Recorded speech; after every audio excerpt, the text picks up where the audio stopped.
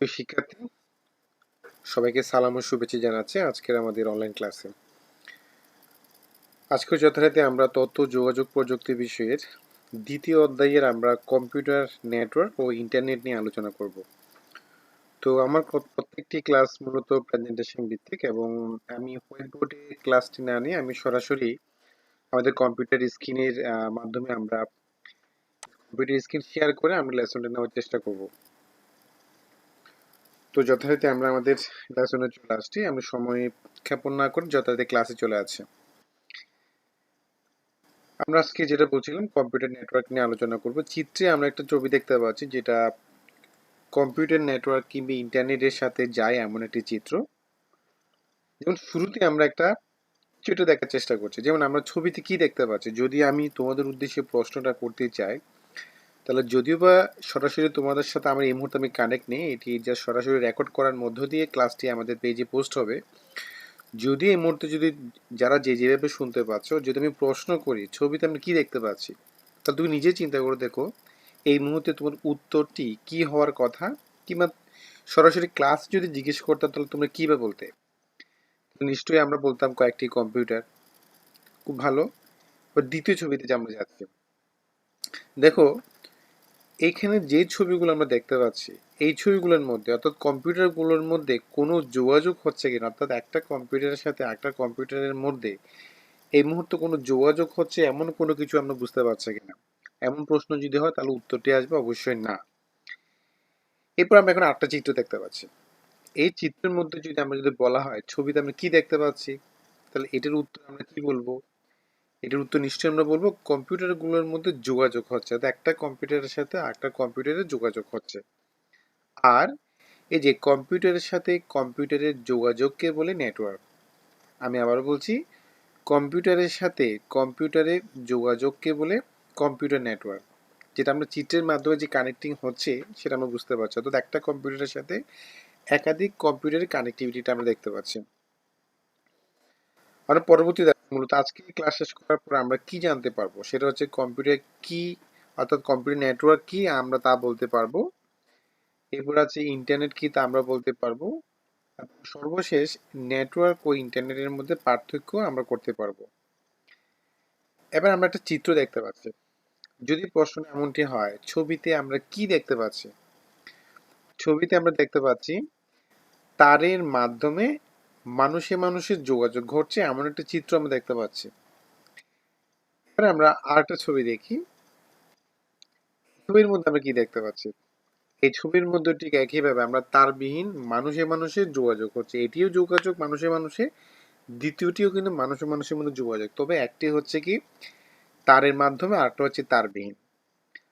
যোগাযোগকে বলে নেটওয়ার্ক, যেটা আমরা কিছুক্ষণ আগে আমরা আরোপে বলেছিলাম একটা চিত্রের মাধ্যমে।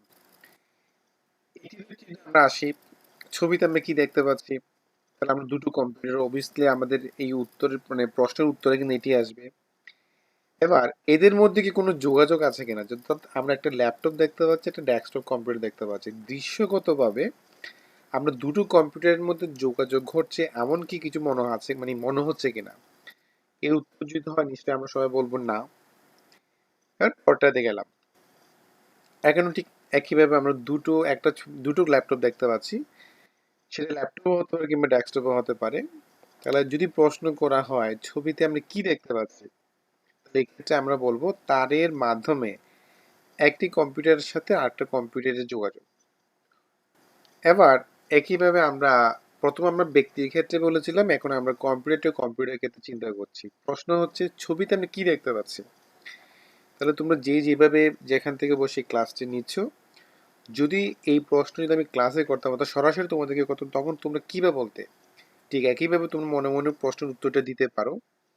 সেটা নিশ্চয় তোমরা এইভাবে আনসারটা করার কথা, তারবিহীন একটি কম্পিউটারের সাথে আরেকটি কম্পিউটারের যোগাযোগ হচ্ছে। আর কম্পিউটারের সাথে কম্পিউটারের নেটওয়ার্ককে বলে কম্পিউটার নেটওয়ার্ক। আমি আবারও বলছি, কম্পিউটারের সাথে কম্পিউটারের নেটওয়ার্ককে বলে কম্পিউটার নেটওয়ার্ক। আমরা পরবর্তী স্লাইডে আমরা কিছু প্রশ্ন এবং উত্তর আমরা দেখব। যেমন কম্পিউটার নেটওয়ার্কিং এর জন্য ন্যূনতম কয়টা কম্পিউটারের প্রয়োজন। যদি হয় তাহলে আমরা অবশ্যই বলবো দুটো, মিনিমাম দুটো, ন্যূনতম। কারণ একটা কম্পিউটারের মধ্যে নেটওয়ার্ক হওয়ার কোনো সুযোগ নেই, মিনিমাম দুটো লাগবে, দুটো থেকে 2 কোটিও হতে পারে।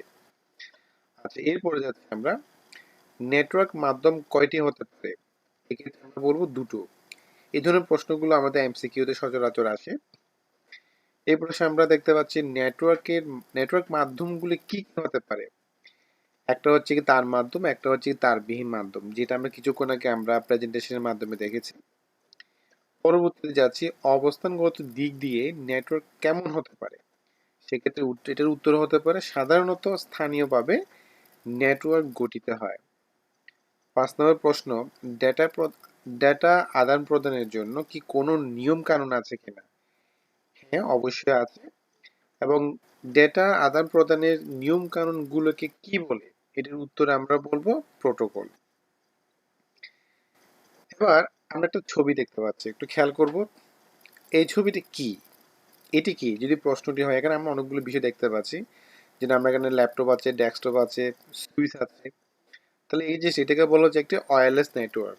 আমরা ওয়্যারলেস নেটওয়ার্ক যদি আমরা করতে চাই, অর্থাৎ তারবিহীন কম্পিউটারের সাথে কানেক্টিভিটি যদি আমরা করতে চাই, আমরা চিত্রে যেভাবে দেখতে পাচ্ছি, এই চিত্রে যে যে ডিভাইসগুলো আছে, এই ডিভাইসগুলো আমাদের লাগবে যদি আমরা একটা ওয়্যারলেস নেটওয়ার্ক তৈরি করতে চাই।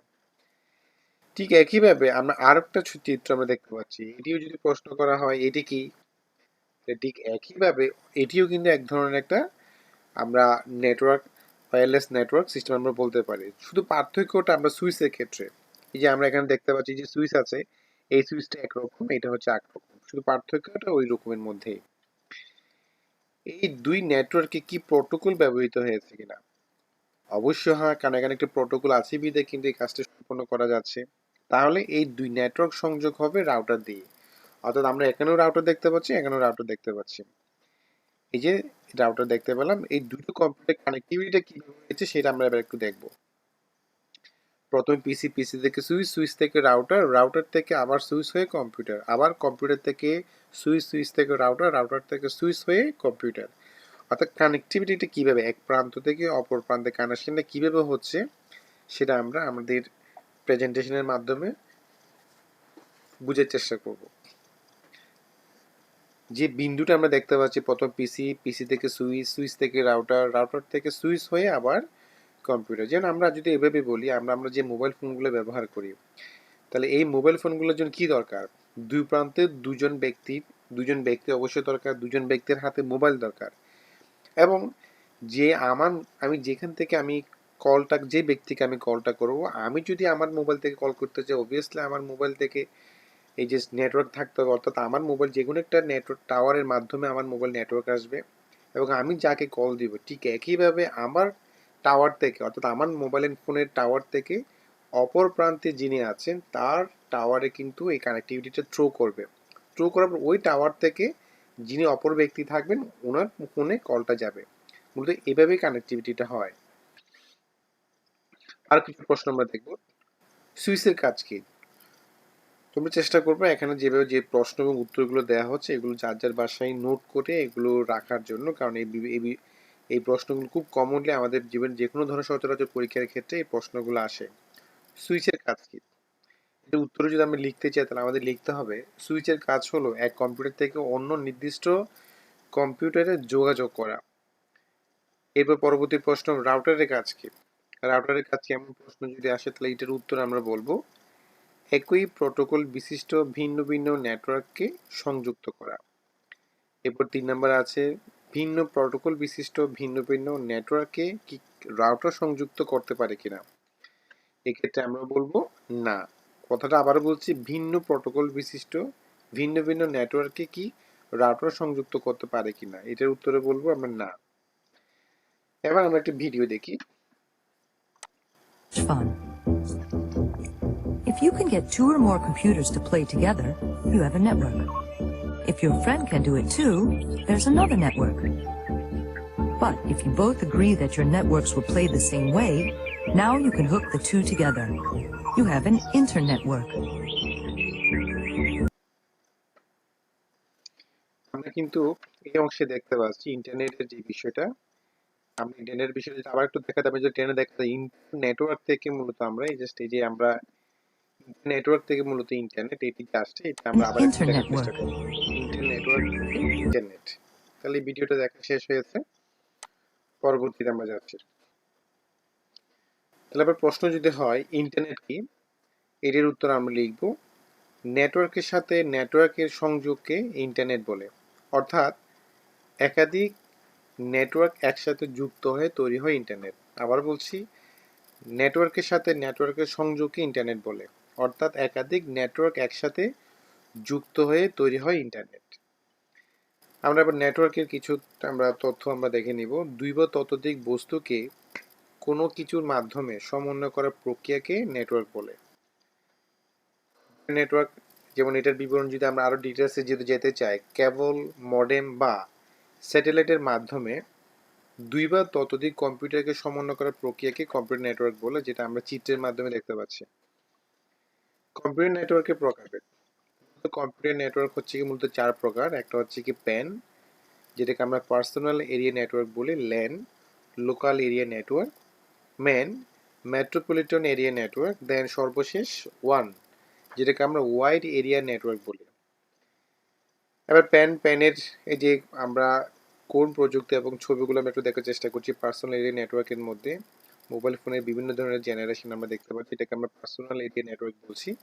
ল্যান, লোকাল এরিয়া নেটওয়ার্ক, অর্থাৎ একটা পিসির সাথে একাধিক পিসি, যেটা সচরাচর যে কোনো একটা অফিসের ক্ষেত্রে ইন্টারনাল অফিসের কাজকর্মগুলো সম্পাদন করার জন্য আমরা ব্যবহার করে থাকি লোকাল এরিয়া নেটওয়ার্কটা।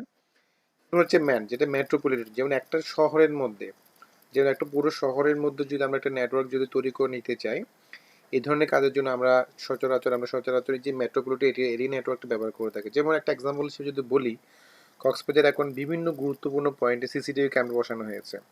তো সেই সিসিটিভি ক্যামেরাগুলো কিন্তু নির্দিষ্ট একটা জায়গাতে হিসেবে কানেক্টিভিটি হয়েছে, যার কারণে শহরের বিভিন্ন গুরুত্বপূর্ণ পয়েন্টগুলোতে কোথায় কি হচ্ছে না হচ্ছে সেটা আমরা এই যে এই যে আইন শৃঙ্খলা বাহিনীর নির্দিষ্ট একটা রুমে এগুলো তত্ত্বাবধান করা হয়, ওখান থেকে এগুলো সমন্বয় করা হয়।